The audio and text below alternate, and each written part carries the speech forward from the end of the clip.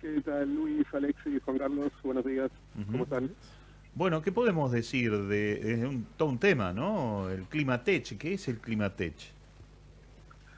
Sí, a ver, lo que es, primero tenemos que hablar de lo que es cambio climático, Ujú. quizás, que es Sí, un tema, ¿no? Como decían recién, sí, desde nuestra perspectiva, y bueno, no solo desde nuestra perspectiva, sino desde la perspectiva de la ONU, un montón de organismos científicos, del IPCC, que es el panel intergubernamental de cambio climático, sí.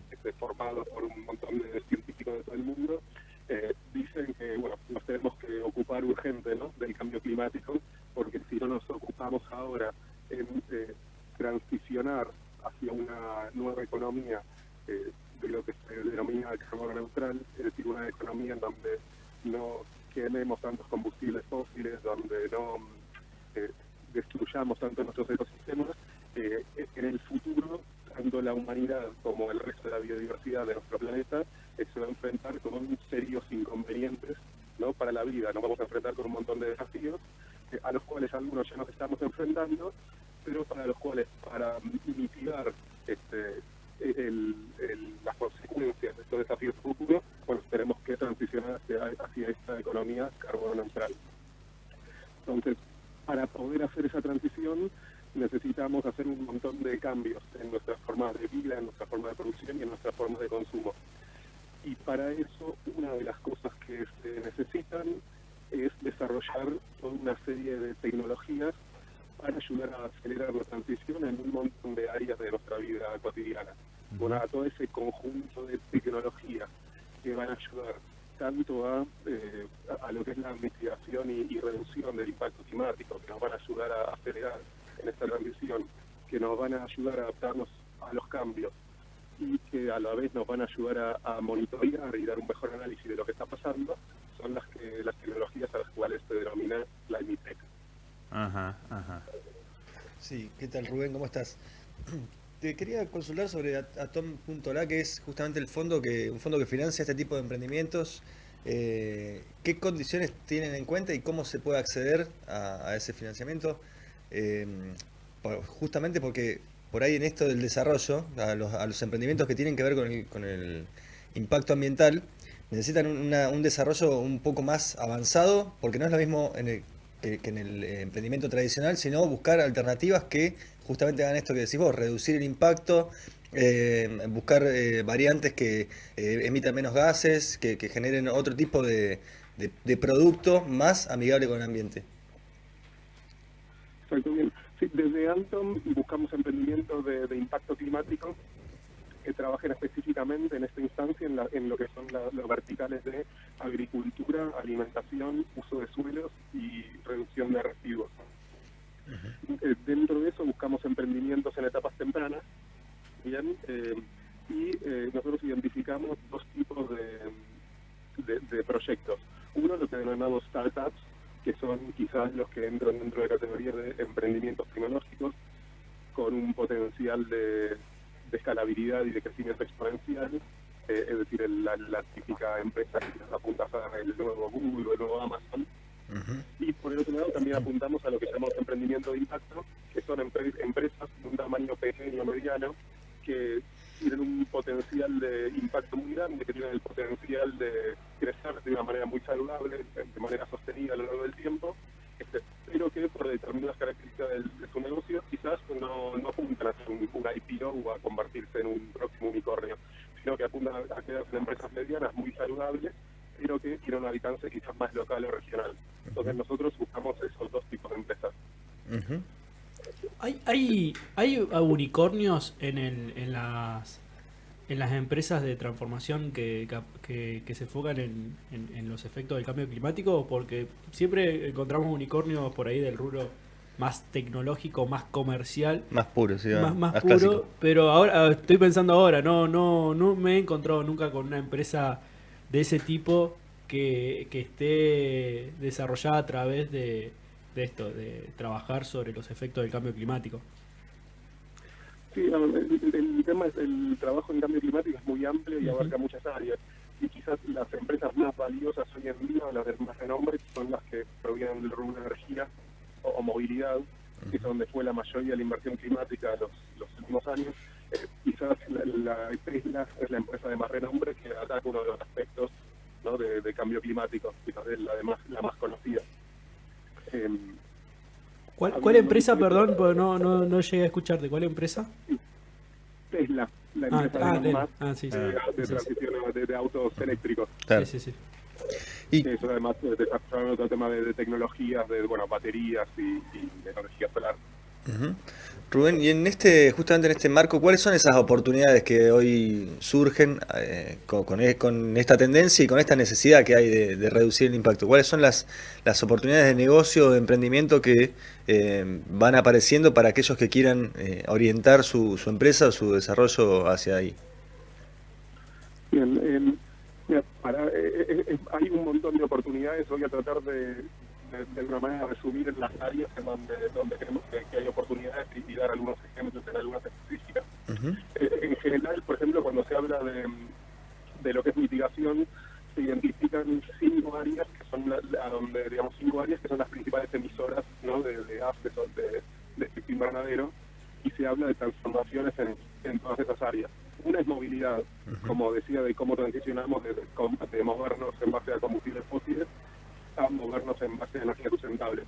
Eso puede implicar desde como barcos eléctricos, aviones, autos, uso de car sharing o reducción de transporte a través de autos en ciudades, y todo el sistema de incentivos para conseguir eso y demás. Otra de las áreas es electricidad y energía, ¿no? O sea, cómo transicionamos hacia que la mayoría de nuestra matriz eléctrica sea a través de energías renovables y cómo no quemamos más combustibles fósiles para abastecernos de electricidad. Otro punto es vivienda, es decir, buena parte de los gases de efecto invernadero proviene de los lugares, de los espacios en donde vivimos, y ahí hay temas que tienen que ver con, por ejemplo, cómo nos calefaccionamos, cómo hacemos más eficientes nuestros hogares en materia energética, cómo nos aislamos. Después tenemos lo que comentaba yo, un vertical que quizás no es tan conocido afuera, que se llama AFOLU, ¿no?, que es la forma en cómo producimos y consumimos nuestros alimentos, que es, después del sector de la energía, el segundo sector más emisor, más contaminante del planeta, y en donde ahí tenemos desde cómo hacemos para producir alimentos de una manera agroecológica que respete la biodiversidad y que permita abastecernos de alimentos, pero sin destruir los ecosistemas que usan las tierras y sin liberar todo el carbono que proviene muchas veces de prácticas como el arado, como la deforestación o como otras prácticas nocivas para el medio ambiente que provienen de lo que es la agroindustria tradicional. Hasta, por ejemplo, cómo es el uso de tierras, cómo encontramos sistemas de incentivos monetarios para que sea más rentable conservar una tierra y conservar la biodiversidad que hay en él, que deforestarla para usos económicos, pueden ser ganadería, agricultura, forestación, etc. Y hay eso como sectores emisores. Y hay un sector más que es hay un sector emisor más que es la industria, ¿no? O sea, cómo construimos las cosas que construimos, qué materiales utilizamos y cómo hacemos para que nuestros procesos industriales no emitamos tanto carbono a la atmósfera. Y hay un último punto que es bien especificado en lo tecnológico, que en el último informe del IPCC lo señala como clave para mantenerse dentro de los objetivos climáticos, que es básicamente tratar de limitar el aumento de la temperatura a 1,5 grados, que es un montón. Pues, el resumen es que aún si mantenemos eso es muchísimo, pero es lo mejor a lo que podemos aspirar, y para eso es que necesitamos dar todos esos cambios. Pero el sector que necesita desarrollarse para poder lograr eso también es no solo dejar de emitir, sino empezar a capturar carbono directamente de la atmósfera. Entonces ese es como el sexto sector de tecnologías relacionadas a la mitigación de cambio climático que tiene que desarrollarse y donde hay un montón de oportunidades porque es uno de los más verdes. Y por otro lado también comentaba que hay tecnologías de adaptación y monitoreo. Ahí, por dar dos ejemplos, en adaptación, por ejemplo, hay sectores que van a estar enfrentados a sequías más fuertes, a falta de agua, por ejemplo. Entonces ahí hay que probar tecnologías que permitan optimizar las prácticas de riego. Ahí, por ejemplo, en Argentina es muy claramente Quilimo, que es un emprendimiento de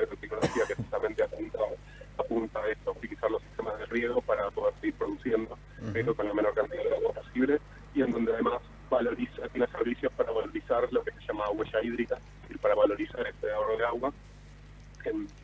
Y están también lo que decíamos de monitoreo, que tiene que ver con cómo entendemos mejor lo que está pasando, y ahí hay algunas aplicaciones que tienen quizás más allá del monitoreo y análisis de datos, hay algunos sistemas que pueden tener un impacto súper directo, como por ejemplo, yo estoy colaborando con un proyecto que se llama Satélites on Fire, que es una plataforma de monitoreo de incendios forestales vía imágenes satelitales y que intenta reducir la cantidad de incendios forestales mediante detección temprana usando nuevas tecnologías. Yo tengo dos inquietudes en torno a esto que estamos hablando, ¿no? Obviamente la forma de vida que tenemos como planeta, la forma de comer. En los Países Bajos, se está avanzando aceleradamente con el cierre de granjas porcinas, ¿no? Se ha creado un ministerio que es el Ministerio de la Naturaleza y el Nitrógeno, que avanza precisamente en ese sentido.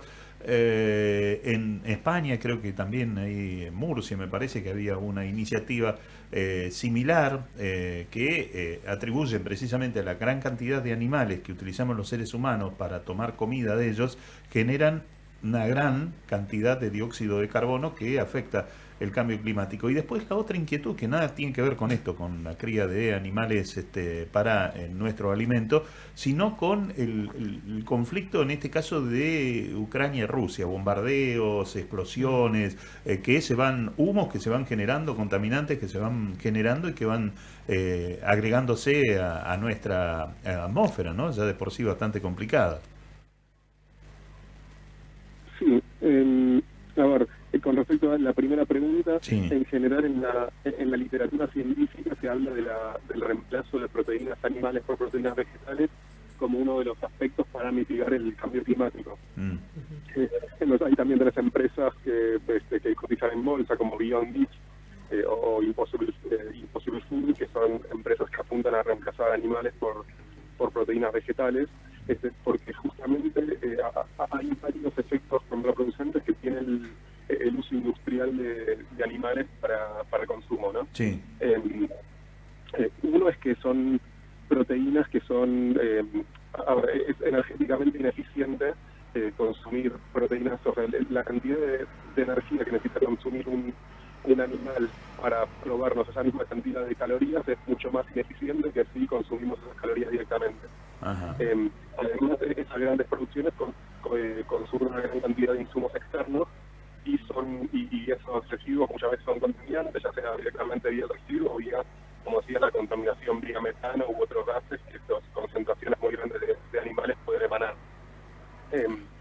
Por otro lado, en otras situaciones de producción de animales, la misma producción de animales puede ser causa o es una de las principales causas de deforestación, como ocurre acá en Argentina y en otros países de Latinoamérica. Entonces, toda la literatura científica que habla de cambio climático habla de que el reemplazo de estas producciones industriales de animales por prácticas mucho más sustentables de producción de alimentos, como una de las formas de mitigación de cambio climático. Entonces, eso por un lado, y porque es importante y porque cuando se habla quizás el vegetarianismo veganismo es una de las formas en donde que se señalan como uno de las cuestiones individuales que uno puede hacer como para tratar de mitigar cambio climático. Claro. Nuevamente, una de las cosas que aprendí en este paso en mi transición al mundo ambiental es que en muchos casos es difícil dar una respuesta general para absolutamente todos los casos, que hay un montón de cosas que dependen de las circunstancias específicas.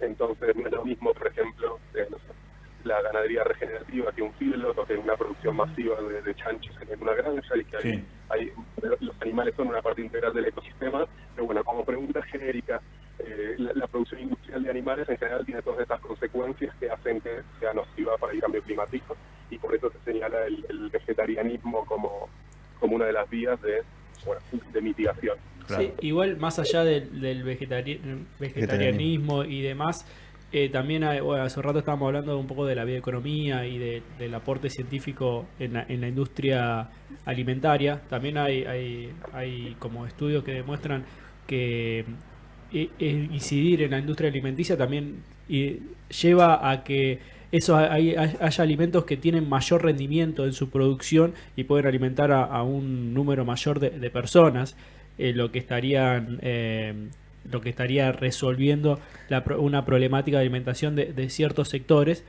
Obviamente es un desarrollo futuro, pero que más allá por eso del reemplazo entre los animales y esta alimentación, hay también estudios que demuestran que el rendimiento de esos alimentos en las personas, también por eso es una... Pero siempre los vegetales por sobre los animales. Sí, no, por eso, sí.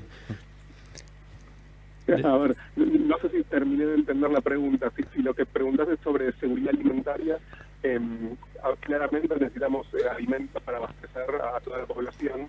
Lo que comentaba es que alrededor del 70% de la producción de alimentos por ejemplo, va al consumo de animales. Claro. Y eso llega a ser 6 veces más ineficiente que si esos mismos alimentos se dieran directamente para consumo humano, por ejemplo. Claro. ¿No?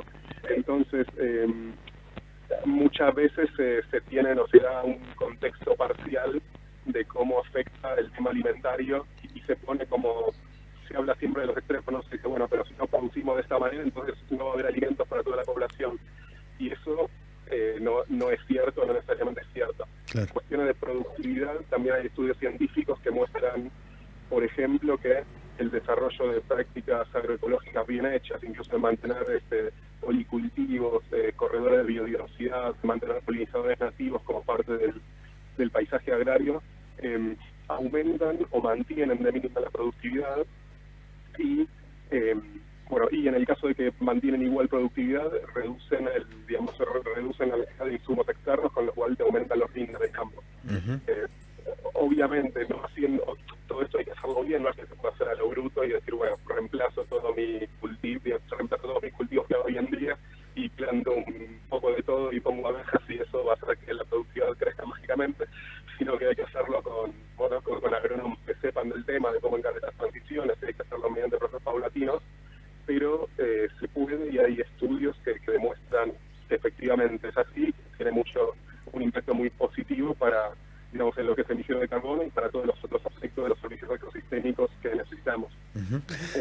Entonces, son discusiones que hay que tenerlas entendiendo todos los aspectos y que requieren de mucho expertise técnico, ¿no? Uh-huh. Nosotros trabajamos con la Universidad de Río Negro y con expertos, con Lucas Rival, que es súper experto en el tema, y su equipo, ¿no?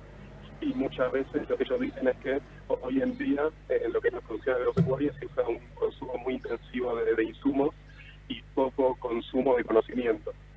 Entonces, básicamente porque entre otras cosas, porque es más fácil o porque son las maneras en las cuales venimos acostumbrados, pero que de alguna manera si pudiésemos, usemos la palabra democratizar, que se usa mucho, pero si pudiéramos democratizar o dar acceso a todo este conocimiento de cómo transicionar manteniendo la productividad, es otro de los aspectos que a nosotros nos interesa de aplicación de Climate Tech y creemos que sería súper potente para ayudar a la mitigación del cambio ambiental. Uh-huh. Bueno, Rubén, esta charla es el miércoles a las 11 de la mañana, ¿no? Sí, correcto, es miércoles a las 11 de la mañana, es coorganizada entre Antoma e Inicia, uh-huh, que es una organización de apoyo a emprendimientos y startups en etapas tempranas. Se va a dar por Zoom y se pueden inscribir vía mail a capacitación@inicia.org.ar. Bárbaro, muy bien. Inicia, que está cumpliendo 20 años, creo, si no me equivoco, si no me entendí mal la información, está cumpliendo 20 años de trayectoria. Creo que sí, es una organización que tiene muchos años trabajando con emprendedores y a la cual recomendamos contactar si tienen emprendimientos en etapas tempranas. Uh-huh. Bueno, muchas gracias, Rubén, la verdad que es muy interesante. Gracias, Rubén. Un abrazo, gracias por atendernos, muy amable. Al contrario, gracias a ustedes.